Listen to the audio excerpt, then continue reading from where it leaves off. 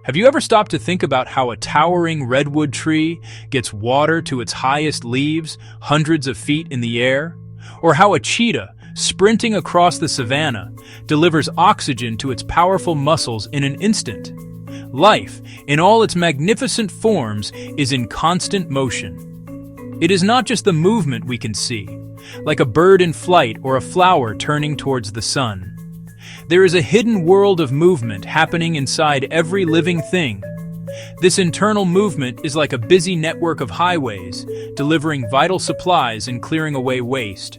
Without these unseen rivers, life as we know it would simply stop. Everything that is alive needs to move things around. It's a fundamental rule of existence. A single cell, a giant whale, a humble blade of grass, they all face the same challenge. They must bring in the good stuff, food, water, air. And they must get rid of the bad stuff, the waste products that build up from the business of living.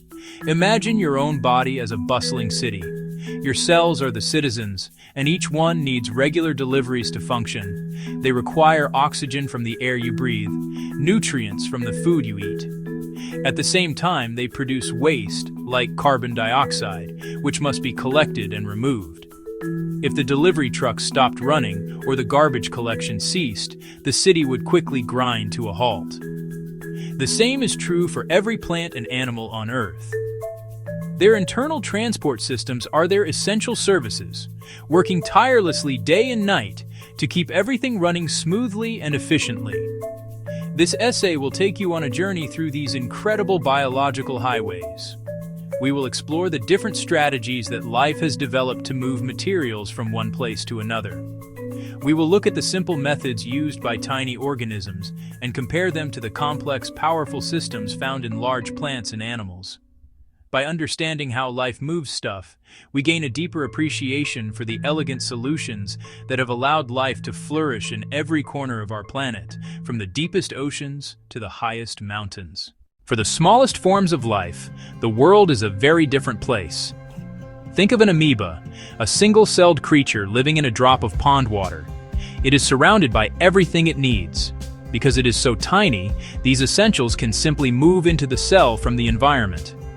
This process is called diffusion. It's the natural tendency of particles to spread out from crowded areas to less crowded areas. A simple, passive way of getting what you need. Diffusion works wonderfully well, but only over very short distances. Great for a single cell, or organisms only a few cells thick. There's no need for a heart, blood, or veins. But as organisms get bigger, this method starts to fail. Imagine a mouse relying only on diffusion. An oxygen molecule would have to travel a very long way from the skin to reach a deep cell. The journey would take far too long, days or weeks. The cell would starve before delivery.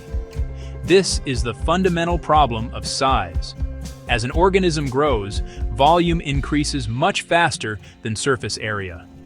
That means not enough skin, not enough surface to supply the cells inside. Life had to evolve. To get bigger and more complex, organisms invented internal transport systems. This led to circulatory systems in animals and vascular systems in plants.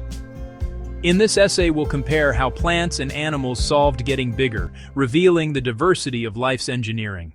Let's journey back to the world of the very small to a single-celled organism like a bacterium or an amoeba. For these tiny life forms, the business of moving things around is beautifully simple. They rely on a fundamental process of nature called diffusion. Imagine adding a drop of ink to a glass of still water. At first, the ink is a concentrated blob, but slowly it spreads out until the entire glass is faintly colored. This is exactly how a single cell breathes and feeds. The water it lives in is full of dissolved oxygen. Inside the cell, oxygen is constantly being used up, so there is less of it. Because of this difference, oxygen molecules naturally move or diffuse from the water into the cell, crossing its outer membrane. It requires no effort from the cell itself. Physics does all the work. The same principle applies to getting rid of waste. As the cell works, it produces carbon dioxide. This builds up inside, creating a higher concentration than in the water outside, so the carbon dioxide molecules simply diffuse out. For an amoeba, this is a perfect system. Its entire body is just one cell, so every part of it is in direct contact with the outside world. The distances that oxygen and carbon dioxide need to travel are incredibly short, less than the thickness of a human hair. Over these microscopic distances, diffusion is very fast and very efficient. It is a reliable delivery and collection service that runs continuously, ensuring the cell gets exactly what it needs and gets rid of what it does not, all without any special pipes or pumps. This reliance on diffusion is why so much of life on Earth is microscopic. Billions upon billions of bacteria, archaea, and other single-celled organisms thrive. By staying small, they can let the simple, reliable laws of physics manage their transport needs for free. It is the most energy-efficient way to live. But this simple solution comes with a very strict rule. You cannot get big. As we will see, growing larger means you have to leave the simple world of diffusion behind. Diffusion is a wonderful tool, but it has one major weakness. It is painfully slow over long distances. While it works in a fraction of a second across a single cell, it would take hours or even days for an oxygen molecule to diffuse just 1 centimeter. This is the fundamental hurdle that life must overcome to grow larger. An organism made of many cells, like a worm or a fish, has cells buried deep within its body, far from the outside world. To understand this problem better, scientists use a concept called the surface area to volume ratio. It sounds complicated, but the idea is quite simple. Imagine a tiny cube, surface area, its outside, volume, the space inside. Now, imagine a much larger cube. Its volume has increased much more than its surface area. This means the large cube has a lot more inside compared to its outside. For a living organism, the surface is where it interacts with the environment to get oxygen and food. The volume is all the cells inside that need to be supplied. As an animal gets bigger, its volume skyrockets, but its surface area lags behind. A mouse has a much smaller surface area to volume ratio than a tiny amoeba. If the mouse had to rely on diffusion through its skin, only the very outer layers of cells would get enough oxygen. The cells in its muscles, bones, and organs would quickly suffocate and die. This inescapable mathematical rule is the main reason why large, complex organisms had to evolve something more sophisticated than simple diffusion. Life needed to find a way to bypass the slow pace of diffusion. It needed an internal delivery network that could pick up large quantities of supplies from a dedicated spot, like lungs or gills, and rapidly transport them to every cell. This need for speed and efficiency over distance is the driving force behind the development of blood, hearts, and vessels in animals, and the intricate vascular tissues in plants. It is the evolutionary answer to the question, how do you keep a big city of cells alive? Section 3. Clever designs for staying small. Before life invented complex pumps and pipes, it first found some clever ways to work around the limits of diffusion. Some multicellular organisms managed to grow larger without evolving a full-blown circulatory system. They did this by changing their body shape in ways that kept most of their cells close to the surface. Their solution was not to build a better transport system, but to design a body that did not need one. Think of a flatworm. This creature can be several centimeters long, far too large for diffusion to supply a thick, round body. But the flatworm's body is incredibly thin, almost like a living ribbon. This flattened shape is a brilliant adaptation. By being so thin, no cell inside the flatworm's body is very far from the outside. Oxygen can diffuse from the surrounding water directly to all the cells, and waste can diffuse out just as easily. Another example is a jellyfish. It can grow to be quite large, but most of its body is made of a non-living jelly-like material. The living cells are arranged in two thin layers, one on the outside, one lining the gut, so they are always close to water. Plants also use this strategy extensively. A tree may be enormous, but its most active tissues are designed to maximize surface area. Consider a leaf. Its main job is to absorb sunlight and carbon dioxide from the air. To do this effectively, it is incredibly thin and flat. This shape ensures that every cell inside the leaf is close to the surface. The vast network of leaves on a large tree creates an enormous surface area for interacting with the atmosphere, all while keeping the diffusion distance for individual cells to a minimum. These adaptations show us an intermediate step in the story of transport.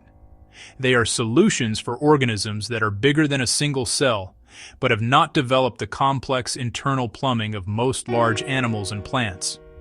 However, this strategy has its own limits. A flat body is fragile. A porous body lacks strength. To build a truly large, strong, and active body, like that of a horse or an oak tree, life had to take the next great step: the evolution of dedicated high-speed transport systems. Section 1. The internal river, blood and vessels. As animals grew larger and more complex, they evolved a remarkable solution to the transport problem: an internal river system. This uses a special fluid, blood, to carry essential supplies around the body. Blood is a complex tissue, teeming with specialized cells and dissolved substances. Its main job: act as a transport medium, a biological courier service. It picks up packages of oxygen, it picks up packages of nutrients and delivers them to trillions of cells. This precious fluid flows through a network of tubes, blood vessels. These vessels are the highways, roads, and tiny side streets of the body's transport network. The largest vessels, the arteries, carry blood away from the heart under high pressure. They branch like a tree into smaller pathways. The smallest vessels, capillaries, form incredibly dense networks. Their walls are extremely thin, often a single cell thick. That thinness allows final short-distance exchange via diffusion. The driving force is a powerful muscular pump, the heart. In a human, the heart beats more than 100,000 times a day. It can adjust speed and force depending on needs, sleeping or sprinting. Together, the heart, blood, and blood vessels form the circulatory system. This system answers the problem of size. It bathes every cell in the body no matter how far from the outside. It delivers oxygen from the lungs and nutrients from the digestive system, allowing animals to evolve into many forms, from tiny shrews to giant blue whales, all powered by the constant flow of their internal river. Section 2. Open versus closed. 2 ways to deliver. Not all animal circulatory systems are built the same way. Evolution has produced 2 main designs: open and closed. Many animals have an open circulatory system. The heart pumps a blood-like fluid called hemolymph. Hemolymph is pumped not into vessels, but directly into the main body cavity. The fluid sloshes around, bathing tissues and organs directly. It then slowly returns to the heart through small openings, ready to be pumped again. A relatively low-pressure, low-speed system. In contrast, many animals have closed circulatory systems.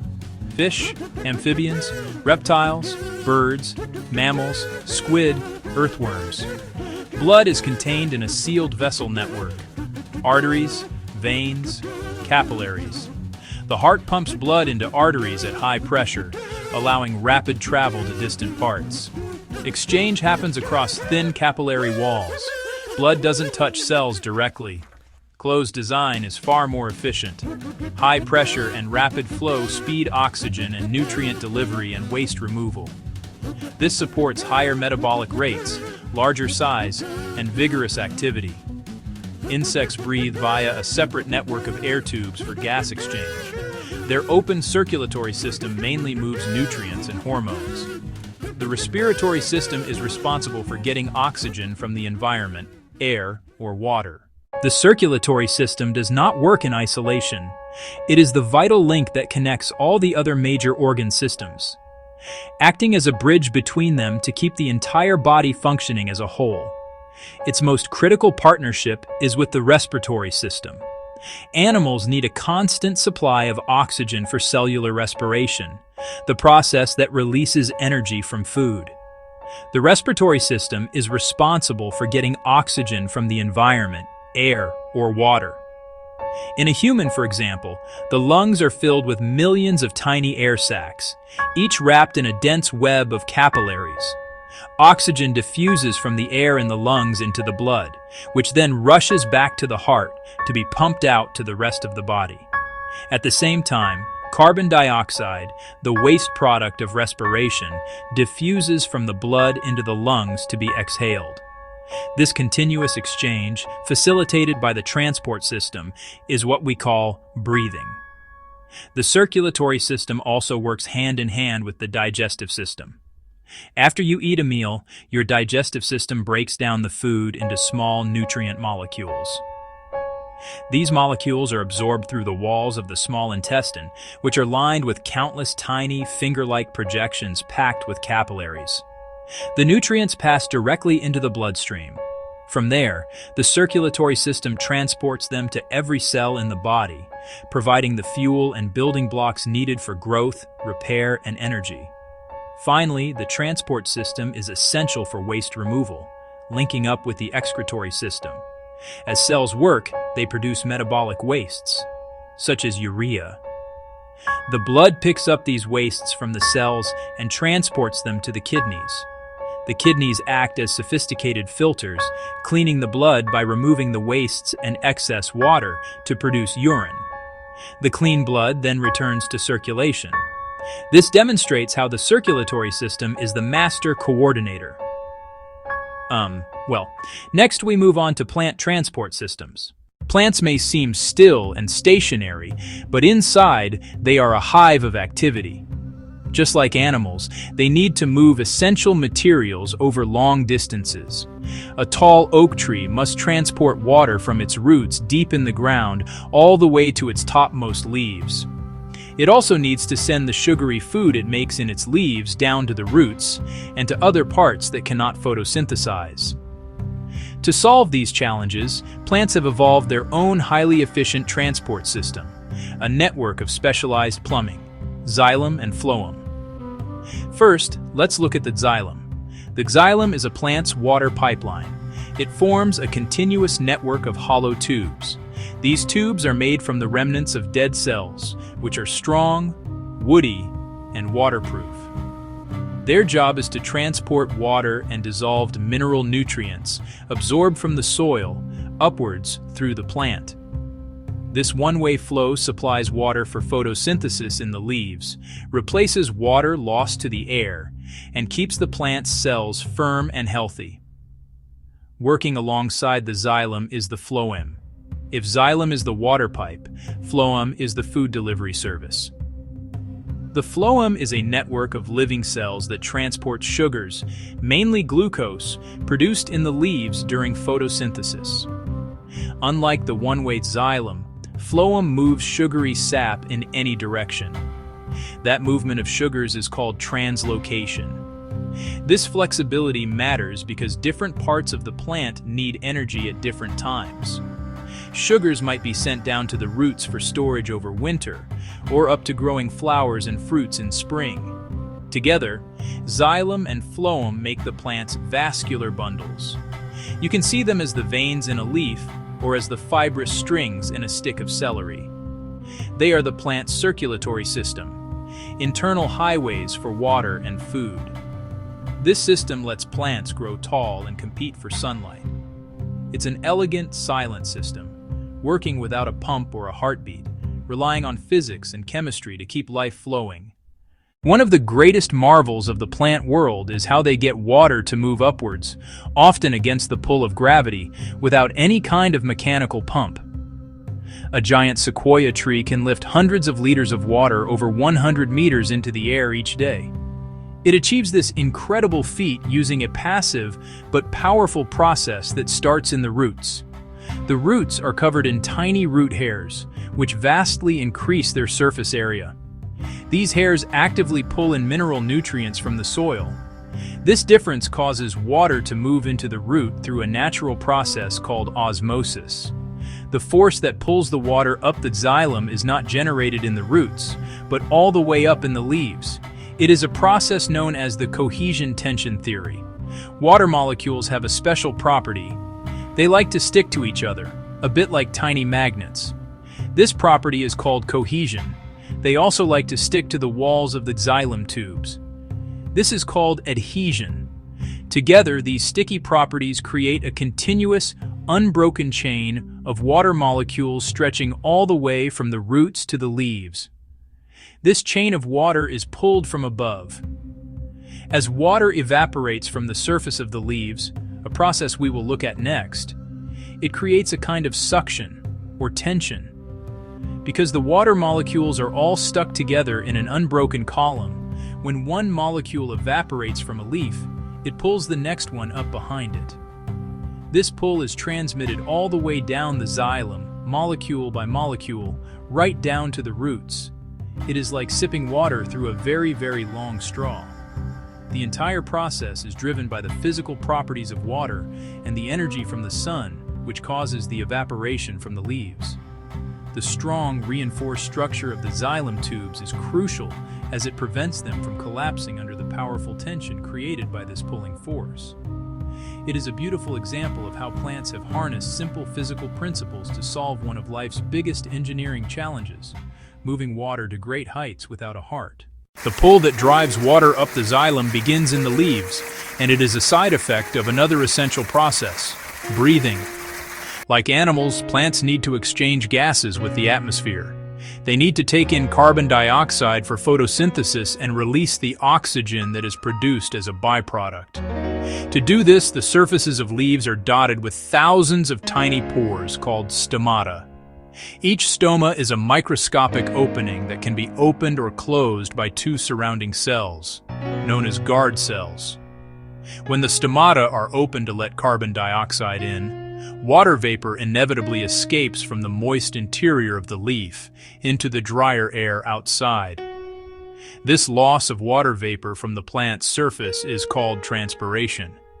While it might seem like a wasteful process, transpiration is the engine that powers water transport in the plant. So in a way, a plant must lose water to the air in order to pull more water up from the ground. The plant has a delicate balancing act to perform. It needs to open its stomata to get carbon dioxide for food, but every second they are open, it loses precious water. In hot, dry, or windy conditions, a plant can lose a huge amount of water through transpiration. To control this, the guard cells can change shape to open or close the stomata. When water is plentiful, the guard cells swell up and open the pore. If the plant starts to dry out, the guard cells become limp and collapse together, closing the pore to conserve water, but this also stops photosynthesis. This clever system allows a plant to respond to its environment. Plants in dry climates, known as xerophytes, have special adaptations to reduce water loss.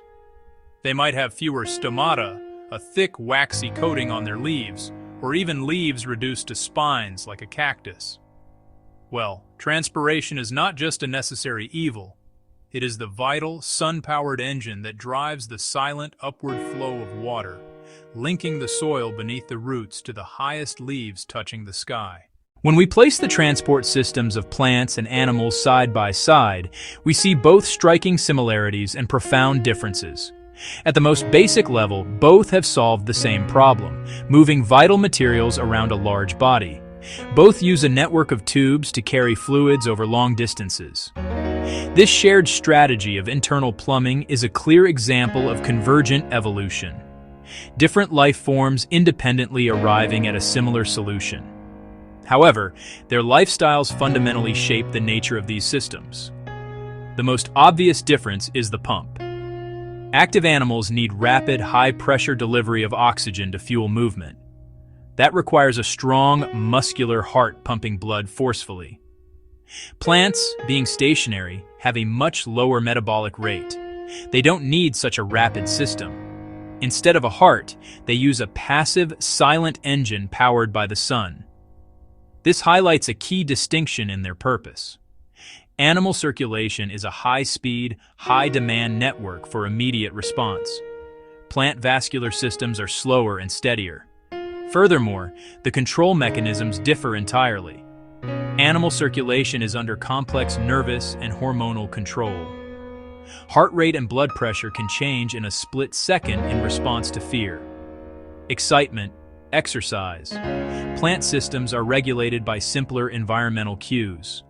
Opening and closing of stomata responds to light and to humidity. Those cues control transpiration rate, which in turn controls water flow.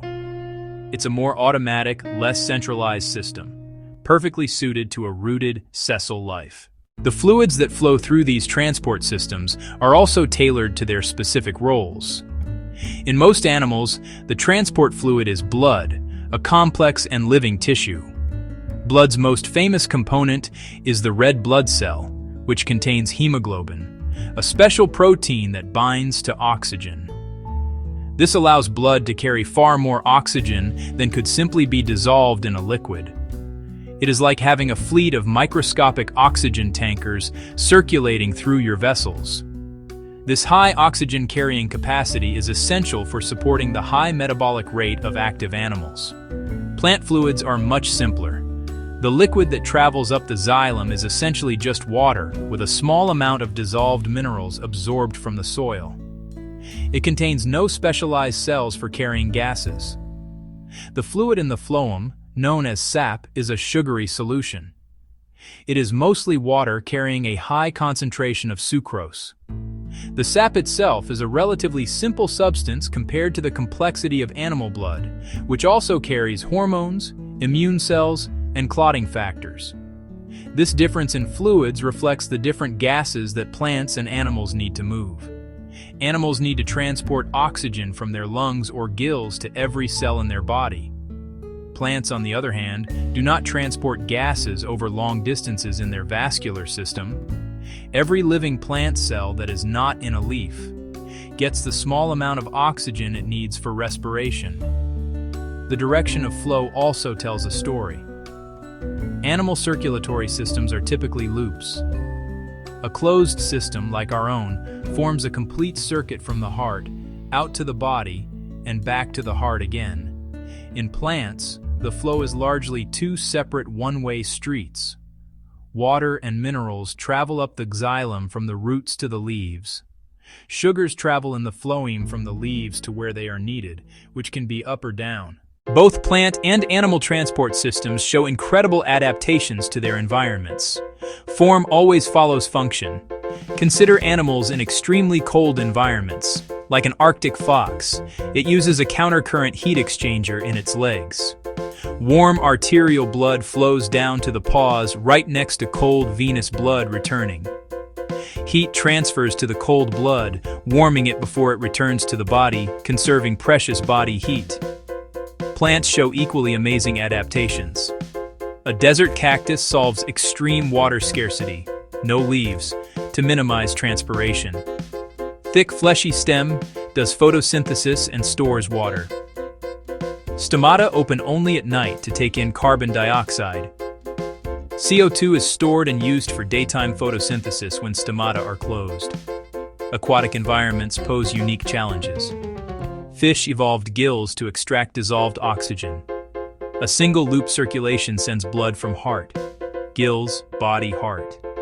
Mangroves in waterlogged soil face oxygen-poor roots. They grow aerial pneumatophores that stick up out of the mud to breathe. There's no single perfect transport system. Each is a masterpiece of evolution tuned to habitat.